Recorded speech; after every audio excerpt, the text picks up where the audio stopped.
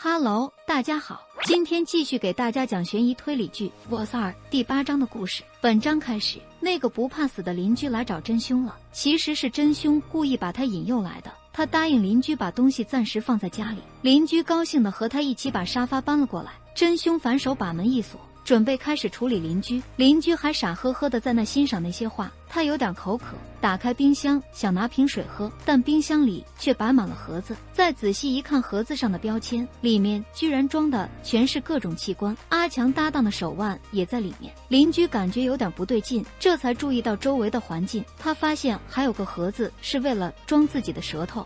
邻居这才意识到自己惹了不该惹的人，但现在后悔已经来不及了。世界上可没有后悔药这种东西啊。另一边，九妹知道了阿强的秘密，她偶尔会忘记自己曾经做过的事，所以一直在服用某种药物。洪组长也听弟弟说过，有一次执行任务的时候，弟弟看到阿强在使劲地砸嫌疑人的脑袋，但阿强清醒后却完全不知道自己刚刚做过什么，还问是谁把嫌疑人的头弄成了那样。洪组长也找到了他吃的药，是一种治疗狂躁症和精神分裂的处方药，这才确认阿强确实会突然不记得自己做过的事。可洪组长还是坚信杀害他弟弟的就是阿强，阿强是个变态杀人犯，为了躲避调查，所以才来当警察的。但九妹却还在为阿强辩解，她觉得阿强在救人的时候是真心的，不像是装出来的样子。而且当时贪污的是洪组长的弟弟，阿强为了保护搭档的声誉，所以才把这件事扛了下来。但洪组长也不是傻子，这件事他早就知道，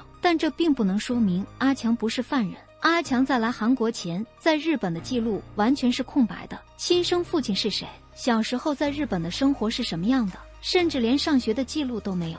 10岁的孩子，父母居然没有送他去学校，这点也很奇怪，难道是因为杀了人吗？这时阿强打来电话，说要找九妹谈谈。洪组长已经把他知道的都告诉了九妹，他们的谈话到此结束。阿强给了九妹新的手机，他觉得真凶一直在监听他们。九妹询问阿强之前突然晕倒的事，但阿强却说他只是不小心摔倒了。九妹警告阿强，如果隐瞒了什么事的话，合作就到此结束。阿强告诉他，有什么话就直说，不要用那种眼神看他。九妹还没想好该怎么开口，她决定把想法整理一下后再来找阿强。洪组长一直不相信阿强，阿强知道不管他说什么，洪组长都听不进去。他直接给了洪组长一个 U 盘，并告诉他真凶是个非常有大局观的人，和搭档打架就是被人设计了。还有这次用那个 IP 地址让洪夫长背黑锅，都是真凶的诡计，就是为了让他们自相残杀。他告诉洪组长不要再内斗了，把精力都放在抓犯人上，就算那个犯人是他也没有关系。阿强都这样说了，洪组长依然怀疑他。洪组长的智商真是堪忧，都不知道是怎么成为警员的，而且还是警员组长。剧中很多次让洪组长怀疑阿强的事情，其实并不十分的具有说服性。比如洪组长只是发现阿强在吃药过后，阿强确实会忘记自己做过的事，那怎么就能确定就是阿强杀害了自己的搭档呢？顶多只能怀疑吧，甚至两者根本没有关联性，完全没有直接的证据嘛。真不知道编剧是怎么写剧本的。另一边，真凶已经处理好了邻居，把他的舌头也放进了冰箱。真凶登录了一个网站，他在上面通知同伙，扑灭计划正式开始。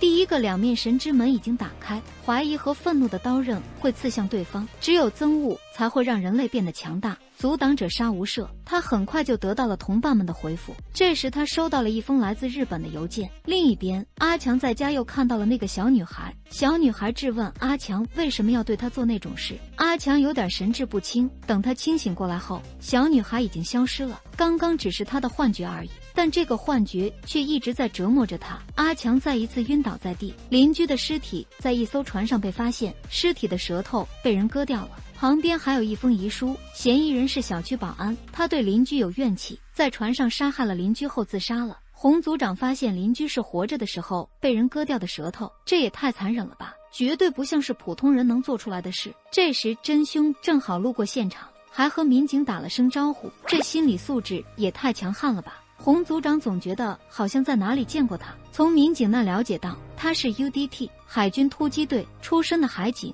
但洪组长看着他的身影总觉得怪怪的。组员觉得洪组长一直针对阿强，是因为当初就是洪组长培养的他，所以现在洪组长觉得是阿强背叛了他。原来当初阿强刚来警队的时候，洪组长在一堆人里挑选了阿强。现在回想起来，洪组长也不知道该不该后悔。阿强看到了邻居被害的案子，他找到了一个重要的线索，嫌疑人在玩钓鱼游戏。小陈查到嫌疑人是最近才加入的钓鱼游戏，级别是初级，经常一起玩的搭档叫抓牛人，但抓牛人的注册者1年前就已经死了。阿强觉得不对劲，立刻让郭子带他赶往现场。临走时还不忘给九妹发个信息，让她去死者所在的小区汇合。而九妹已经找到了给阿强开药的医生，从他那了解到阿强确实有病，有时候意识会在瞬间断开，无法记起任何事情。另一边，非常有名的孙博士被警队邀请来给大家进行心理疏导。他可是很多少女心中的偶像。恩秀和组员准备吃饭时，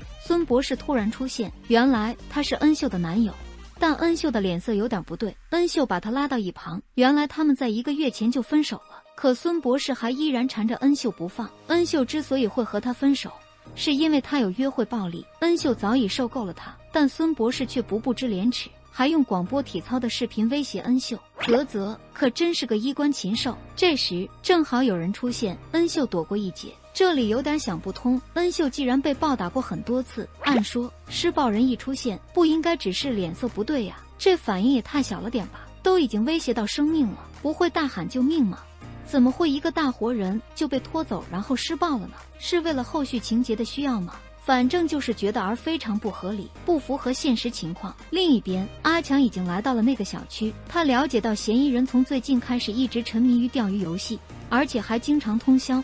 但钓鱼游戏的设备价值不菲，以他做保安的工资根本消费不起。九妹也赶到了小区，阿强怀疑这件事也是真凶做的，用的套路都和之前的一样，但九妹却一直在躲避阿强。回到警局后，恩秀想把遇到约会暴力的事跟九妹倾诉，但九妹却突然接到了一位教授的电话，她拜托教授的事情有了结果。在一旁等待的恩秀又收到了孙博士的信息，她终于忍无可忍，她告诉孙博士，那个视频想公开就公开吧，无所谓了，法院见吧。恩秀看九妹还在通话，便让小陈一会帮她请个假，然后就去找律师了。九妹挂断电话后想起恩秀，可恩秀早已经走了。愤怒的孙博士联系不上恩秀，他突然收到一条信息，有人告诉他恩秀去找律师了。这时恩秀正在等电梯，马上就能见到律师了，但电梯却一直下不来。一个公子哥告诉恩秀，电梯坏了，如果着急的话，走楼梯会更快一点。这时维修工也来了，原来这栋楼就是这个公子哥家的，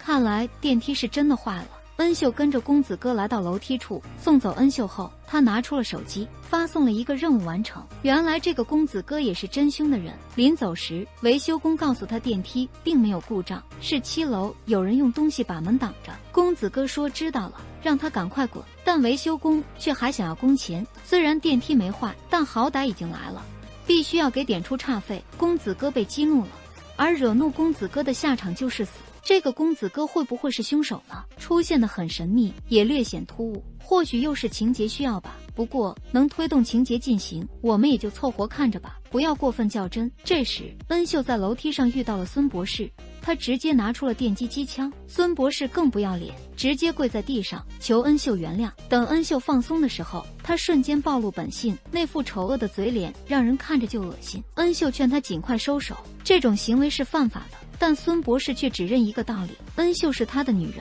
他想怎么做就怎么做，真是不可理喻。这时小陈打来电话，孙博士说恩秀有点难受，今天就不去上班了。九妹接过电话，说要和恩秀通话。恩秀被孙博士威胁，他只是告诉九妹身体确实不舒服，状态完全跌到0了。挂断电话后，孙博士又继续发泄心中的不满。他并不是傻子，恩秀给九妹发的暗号他都懂，每次发生案件时，中心的代号就是0。这时小陈发现恩秀的手机位置并不在他家，而且孙博士有约会暴力的前科。幸运的是，恩秀在这时趁着孙博士不注意逃跑了。另一边，警方发现孙博士的车刚从那里开走，九妹赶忙通知行动组，恩秀出事了。孙博士开车赶往郊区的别墅，阿强也带人赶到了这里。从外面看，里面有2个人正在发生争执。